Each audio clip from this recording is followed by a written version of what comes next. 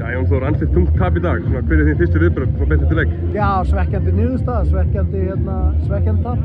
Þínir menn komast yfir og eru svona nokkuð aktífir, en það er alltaf fyrir eins og þetta fer. Hvað svona olli þessu svona nokkuð veginn hruni á allavega svona stöðunni?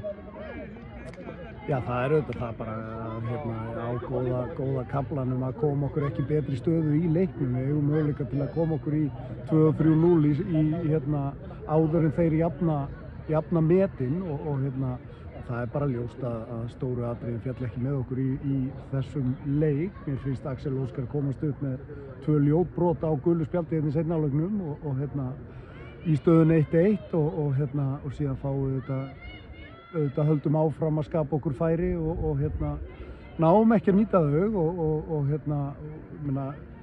stuttu fyrir annar mark Aftureldingar erum við í dauða færi hinum megin, þeir þar upp og skora og komast í 2-1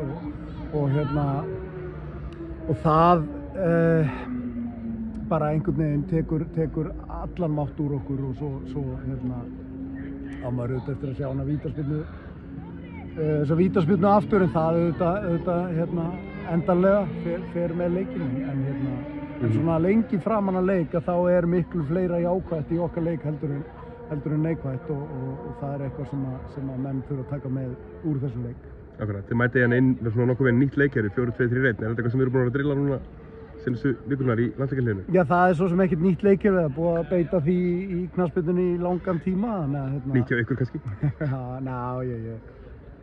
Við spiluðum 3-5-2 í fyrra og höfum gert það framan á þessu tímabili en það er nú ekki nýrað það fram að því að spilum við þetta þannig að þar liggja ekki stóru vandamálin okkar en eins og ég segi við bara tókum ekki sénsarn okkar, náðum ekki að nýta góðukaflun okkar betur og þeir gerðu það og þessna fóru þeir með sigur á.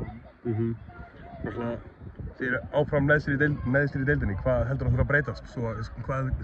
Hvað heldur það sé að valda öllum þessum töfum? Hvað þarf að breytast? Við þurfum auðvitað að nýta, eins og ég segi, þess að kafla betur í leikjum. Við erum að skapa okkur fullt af færum og eigum að geta komið okkur í miklu betri stöðu heldur en 1-0 áður en að Afturelding jafna leikinn og það, eins og ég segi, lengi framan af þessum leik er fleira jákvætt í okkar leik en við þurfum að nýta það betur. Ertu farin að efast um það að þú sett rétti maður til að snúsa við? Nei. Efast ekki um það? Ok. Ég var að svara. Ok, takk fyrir. Takk.